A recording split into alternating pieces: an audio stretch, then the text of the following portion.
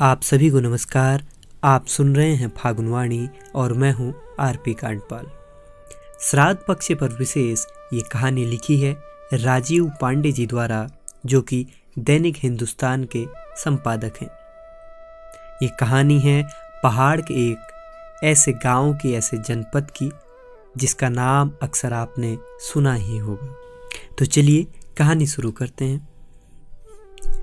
आज रेवती का श्राद्ध है। हीरा गुरु दरवाजे पर बैठकर पूरन और भास्कर दत्त जी का इंतजार करते हुए बहुत देर से सामने डांडे को ताक रहे थे। घर के आगे सीढ़ी नुमा बंजर खेत बहुत गहराई तक फैले हैं।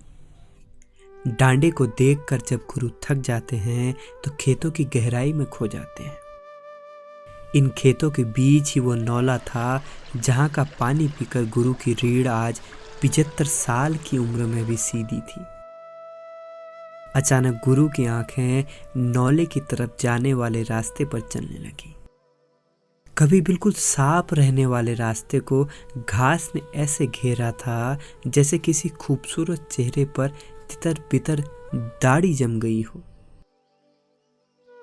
अंदाजा लगाना मुश्किल था कि ये रास्ता वही है जहां से कभी 40 परिवार पानी लाकर पीते थे।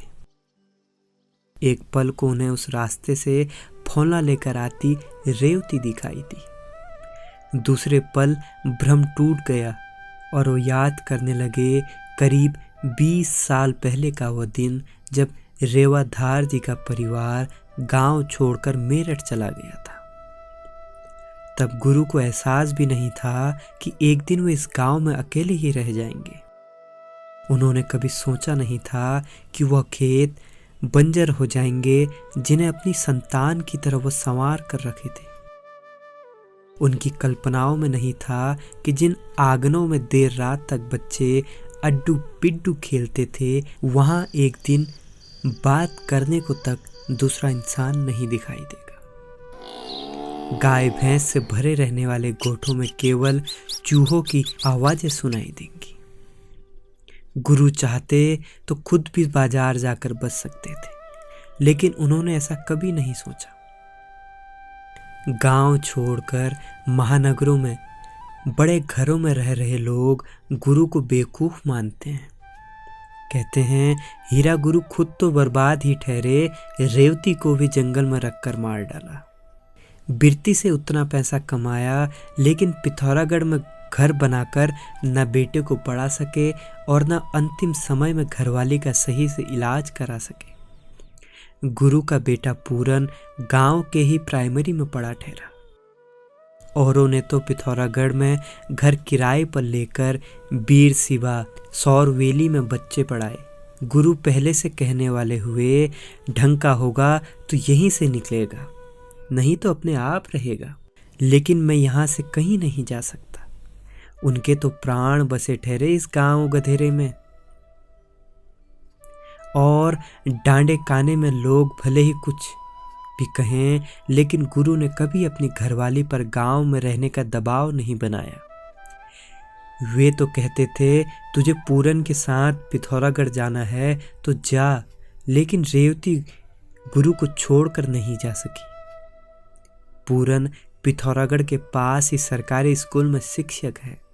3 साल पहले जब पूरन ने एचोली में घर बनाया तो कई बार चलने के लिए कहा, लेकिन गुरु नहीं माने। इसको लेकर कई बार झगड़ा भी हुआ। पूरन उस दिन ईजा को पिथौरागढ़ ले जाने के लिए मना रहा था और बोला, क्या करोगे तुम दोनों यहाँ अकेले? अब कुछ नहीं रखा इन डांडे कांडों में। देवता तक तो यहां से चले गए, तुम क्या करोगे? खा जाएंगे बाघ भालू तुमको। फिर मत कहना मुझसे, लोग तुम्हारे चक्कर में मेरा भी मजाक बनाते हैं। गोठ में गाय को हाथ लगा रहे गुरु ये सब सुन रहे थे। अचानक उनका पारा चढ़ा और वे गाय को वहीं छोड़ सीधे चाक में आ गए। रेवती ने भी गुरु को इतनी जोर से बोलते हुए पहले कभी नहीं देखा था। कांपते शरीर के साथ बोले, उम्र हो गई है इन डांडे कांडों में, आज तक नहीं खाया बाघ भालू ने। वे कौन हैं जो गांव में रहने में मजाक उड़ा रहे हैं तेरा? नाम बता सालों के। तुझे जाना है तू चले जा, अपनी ईजा को भी ले जा सकता है, मुझसे दोबारा मत कहना। गुरु का गुस्सा देख पूरन सन्न रह गया। इसके बाद ही पिथौरागढ़ घर बनाने का आखिरी फैसला उसने स्वयं लिया। गुरु ने भी घर बनाने में उसकी पूरी मदद की। बिरती से जितना पैसा जीवन भर कमाया था सब दे दिया, लेकिन खुद नहीं गए। पूरन के जाने के बाद रेवती उदास हो गई थी। जैसे गुरु के इस गांव में प्राण थे, वैसे ही रेवती के प्राण पूरन में बसे थे। अब तक हर शनिवार को पूरन घर आता था और इस आस में रेवती दिन काटती थी। पूरन के गांव छोड़ने के बाद रेवती 2 साल भी नहीं बची। घास के बड़े बड़े गट्ठर लेकर आने वाली रेवती बेटे के जाने के बाद सूख सी गई। कई बार पूरन ने डिस्ट्रिक्ट अस्पताल में दिखाया, लेकिन रोग की पकड़ न हो पाई। रेवती कुछ दिन पिथौरागढ़ रहती, लेकिन गुरु की चिंता में फिर वापस चली आती। रेवती के इलाज के दौरान गुरु भी आए थे पिथौरागढ़, लेकिन उनकी उदासी रेवती से देखी नहीं गई। पिथौरागढ़ की भीड़ में बिल्कुल अकेले हो जाते थे गुरु। रेवती को लगा यहाँ रहेंगे तो मुझसे पहले मर जाएंगे। जैसे तैसे बिस्तर छोड़ गांव चलने की जिद करने लगी। रेवती की घर चलने की बात सुन गुरु चहक उठे। उन्हें लगा रेवती ठीक महसूस कर रही है।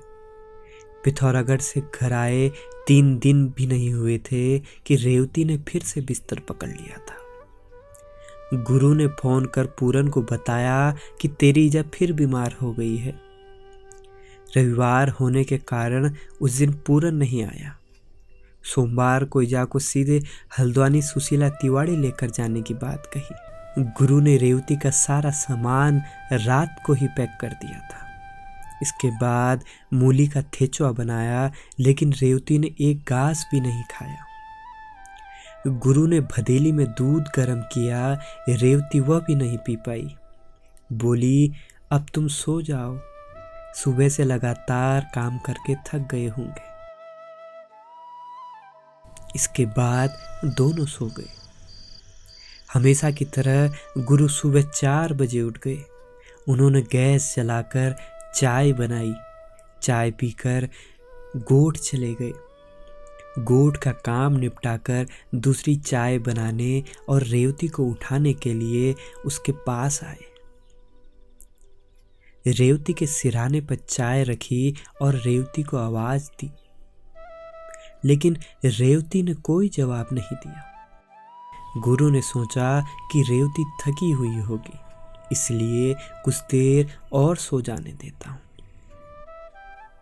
गुरु सब्जी काटने लग गए और रेवती नहीं उठी। तो गुरु ने फिर आवाज लगाई, रेवती उठ जाओ, ओ रेवती।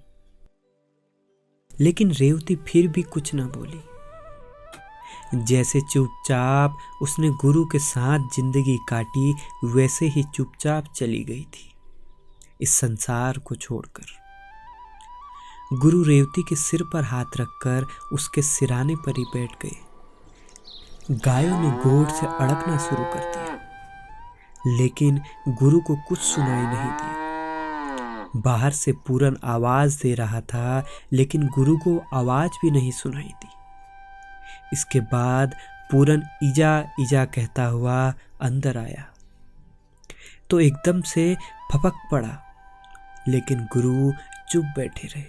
पूरन ने ही फोन कर इधर उधर से लोगों को बुलाया और रेवती की अंतिम यात्रा शुरू की। गुरु नौले वाले रास्ते से रेवती को जाते हुए देखते रहे।